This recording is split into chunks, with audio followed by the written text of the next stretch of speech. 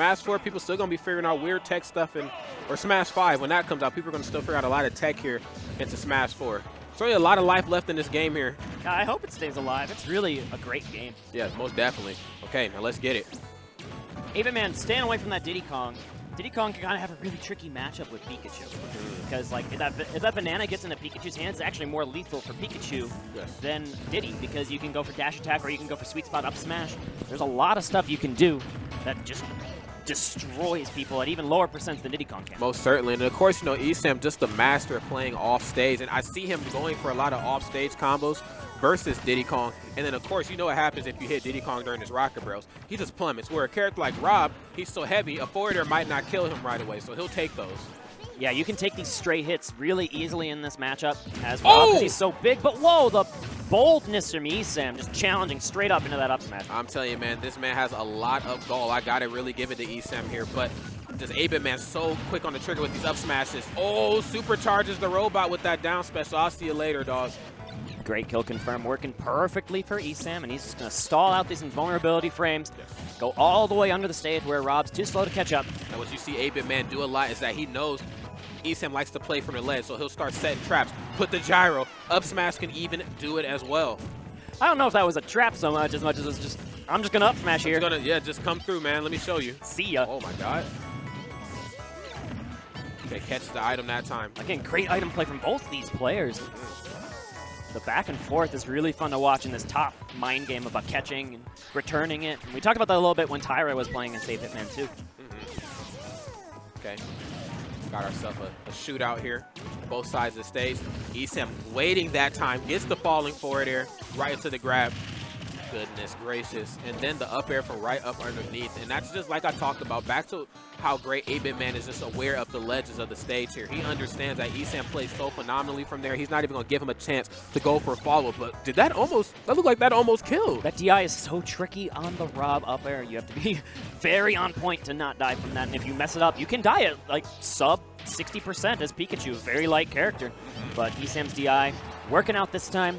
And he's hanging in there. Of course, he does have a small percent lead, but Rob just has this raw kill power that can be very scary in these situations. This is the scary part of the match. You know, both guys have entered that rage category, and Rob has a bit of an easier time, like you talked about, throwing around his weight than Pikachu does. I don't want to take anything away from ESAM quite yet, but he's going to have to be safe. Gets the forward throw, though.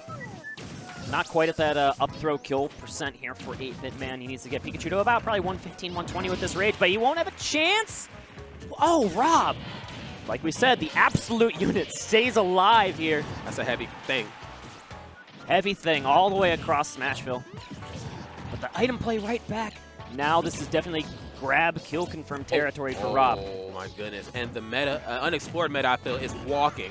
You see a guy walk out as you're doing like a forward air, chances are he knew he was going to grab you. And that's exactly what we were seeing there from 8BitMan. ESAM was getting forward air happy. You just see him kind of rolled out on those wheels and rolled back in. ESAM tried to get away as quick as possible, but it mattered not at that point.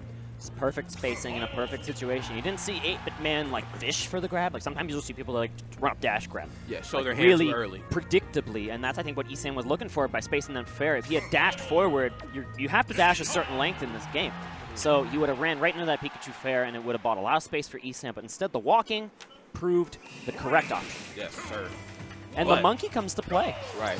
I don't know if this is the correct option, but it certainly might be the more comfortable of the two options here in this matchup. And I've seen in Smash 4, comfortability goes a very long way in the long run. And in top 8 here, that's what it's all about. Banana Pill, boom.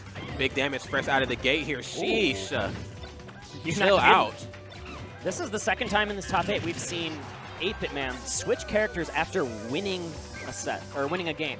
You don't actually see that too often. You usually see people change their character when they're on the back foot to try and get a different matchup going. But 8BitMan very confident in both of his characters, knowing how it can just change the way your opponent thinks about how they play Smash Brothers in such a way that it could be to your advantage. Yeah, for sure. And one advantage that ESAM does have on his behalf is that he knows how to tangle with some of the best Diddies in the world. He's taken sets off of some of the best in the business. So he's looking to add 8BitMan to that list, but 8BitMan's brought a bit of a different play style like we talked about. It's not as orthodox as, you know, most of the other Diddy Kongs. He has this very odd play style to him, and it's actually gotten him very far. Okay, dropping down with that forward air here, trying to catch that monkey barrels, but good recovery from 8BitMan. As we've seen, his recoveries have been excellent, but whoa, turn him right around. Wow, Rocket Man. Was he Elton John? What was that? Moving on his fumes out here. Right, I guess. ESAM not looking to make this night too long, man. He wants to certainly bring this game closer. Up smash. Don't get too close. We talk about how people can get short hop happy sometimes. Up smash is the best way to answer that option. But here comes a combo right back. ESAM so good at these low percent combos. Sheesh. Okay, forward air. Got a bit of a clank. Tries to answer back, though, with an up tilt. But Diddy Kong, in certain situations, has some slightly better buttons here than Pikachu. Being able to open up with the down tilt very quickly. He's not nair. One of Pikachu's quickest options in the air. Just to box a little bit, but 8BitMan very comfortably on the ground. But this banana turnaround, we can maybe see some Pikachu banana play. I talked about a little bit in game 1. Okay, crash lands right at the right side of the stage. I think he felt like ESAM might have scouted out how he was going to land. Oh, my God. Sheesh, ESAM, just calm down. Okay. Oh, goes for the dash attack that time? That might have been a misinput. He might have wanted to get there too quickly and then go for the jab lock setup. That's okay, though. He still has the advantage state. Diddy Kong has some of those just easier to kill with raw attacks, but that's going to maybe do it? No. Good DI. Staying alive here. The quick hot potato. Tossed the item at him. He said, no, good sir. This is yours. Doesn't even want to shield these Thunder Jolts. That shield health is too Is this precious. a mini game? What was that? That looked like a mini game from Pokemon Stadium. Okay, gets what he wants. Wants the banana peel. Boom, grab. Oh, what a confirm from ESAM, and that will clean up the monkey off of that banana. We talked about how violent Pikachu can be. Doesn't even need the up smash. He really down just throw Thunder. He really just did that. He literally just did 1,800 Thunder Jolts in a row. It's like, this is going to work. Trust me. It put 8BitMan on the back foot. Okay. Did its job. Yeah, most certainly. And unfortunately here for both of these two Florida players, mind you, one of them are going to have to go home in a loser's bracket, and the other side is going to have to advance. I want to see how well some of these out of, region, players do well here in the Midwest. We might see a lot of Florida team kills coming up. If winner of this gets to play MVD, who, if he does win the next set, that would set up 2 Florida team kills in a row for the winner here. And of course, ESAM, we talked about it earlier, the #1 overall seed at this tournament, certainly the favorite to win, even though he's in this disadvantageous position already in loser's bracket. He's got to make a longer run. Same with MVD, the #2 seed. That's right. Yeah, they certainly have quite the journey ahead of them, man. ESAM's still looking really good, really comfortable right now. 8BitMan, I can say the same for him as well, though we're seeing the contemplation come out from him because he's a little confused on maybe what character to go for. So my Diddy didn't do too bad. Rob definitely got the job done, but what am I supposed to do now? I want to go up. If he's going to, okay, Final Destination in the pick. Interesting here, wants to take away any of the platform canceling quick attack shenanigans that Pikachu might have. But he also took the platforms away from himself, too, making it that much harder for him to land. He did a pretty solid job of it in that first game here, but if I know ESAM, man, he's certainly going to be on the lookout for some of those recovery options here from 8BitMan. Okay, boom, gets the nair up tilt. Some low percent Kung Fu coming out from 8BitMan right now. Ah, man, that was so good. It's big damage. You don't really mind staling that too much because Pikachu's pretty light. You'll just eventually kill with it anyways. Actually, staling that move can make it a little bit, staling the down throw particularly can make the down throw up air last a little bit longer percent-wise. Okay, good avoidance there. That Thunder covered so much space. A nice top conversion to follow right back. Goodness. So much cover, so little time. Tries to go for the spike, but the good stall out upper underneath for Final Destination here from ESAM. Okay, goes for the fall away fair, but runs right into the gyro again. Maybe this is what 8BitMan was looking for. Has a little bit more room to work with. Doesn't have to worry about the platforms. He probably figures as long as I don't get caught in the air, I can show you something. Oh my God. He was this close. Oh, don't touch me.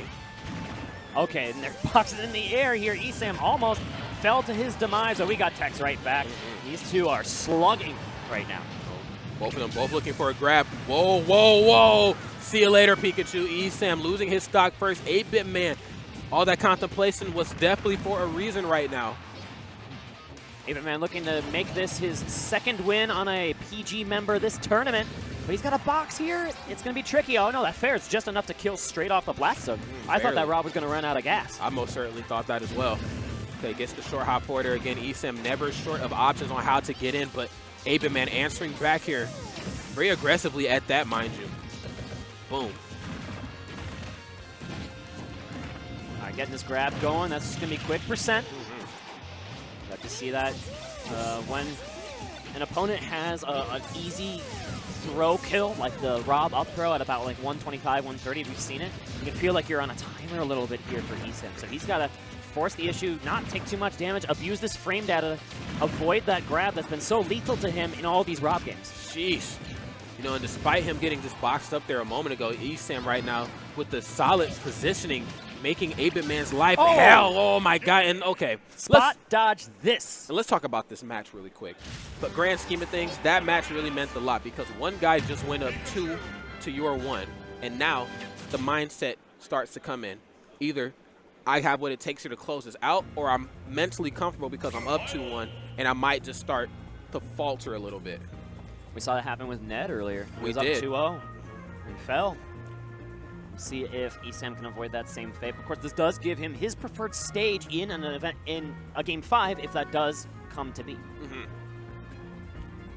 Let's see what we get here.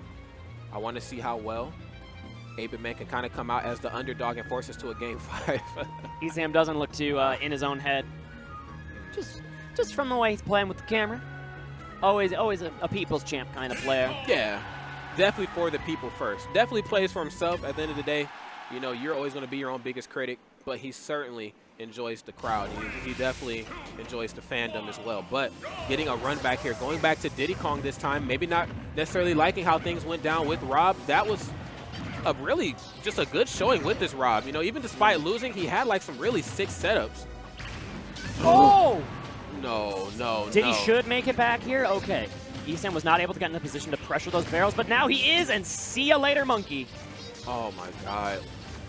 Where's Rob when you need him? And 8BitMan got such a strong start with his Diddy Kong in that game too, although he did lose the game. Now he's very much on the back foot, and playing as Diddy Kong from behind can be much more of a struggle. ESAM's certainly just a slayer of many characters. You know, depending on who you ask, he could be the Bayonetta slayer. Depending on who you ask, he could be the Diddy Kong sniper. He just knows how to keep this monkey off stage. Okay, we got ourselves a boxing match though. Okay, has to mix up the recovery. Crash lands. That's going to be another grab here from ESAM. Good positioning. And looking to intercept that monkey flip. Just a little short on that full hop, and that's going to buy 8BitMan the stage again. This down tilt will lead to another quick confirm, but no, ESAM perfectly in disadvantage, throws out the hitbox. Oh my God. Oh, the banana peel saving his hide. Okay, he's been completely lapped right now. He's really going to have to try to figure something out for himself. ESAM just kind of playing in this little bubble, man, not allowing any 8BitMan forward air, 8BitMan back air to come in play. What in the? Waiting for that roll. ESAM's that far ahead that he can really go for some of these high reward options and just close out a 2-stock. What a way to go out, too. Here I was worried that ESAM was going to falter a little bit and we'd have to force another game here, but he's just looking prime and ready here to find himself here in grand finals for the most part. But, 8BitMan still a tall order nonetheless. There's a forward air. He's going down swinging. Still really tricky to be in 8BitMan shoes right now. You are bleeding. One of those dash attacks might be your stock. But nice turnaround with the back air. Not going to be enough to kill Pikachu from center stage. But sniper! Okay. Good weight from ESAM getting up on that ledge, too. I seen Hoover do that yesterday, like run off and throw the banana peel when he tries to catch the ledge and vulnerability. And ESAM at 164%, the very dominating. Wow. Match right there. That was nuts. That was clean. Wow. I like that a lot from ESAM. You know, he looked very comfortable, very in his own skin. He was maybe just thrown off a bit by the Rob, but then he clutched out that game 3. Like you said, that was the turning point in that set was when he was behind versus the Rob a little bit. Yep. But then he got the stock, was able to keep the lead on the second stock, and just closed it from there. Found the read on its spot dodge, and then game 4 was just a wash. Yeah, I really would have liked to see the Rob, though. Like, I felt like, you lose that one game, you're like, all right, my main's not doing it. I got to switch to my secondary. Like, oh, wait a second now, because you might have been putting some wear and tear on your opponent. Maybe he could have been setting up some good mental blocks for ESAM.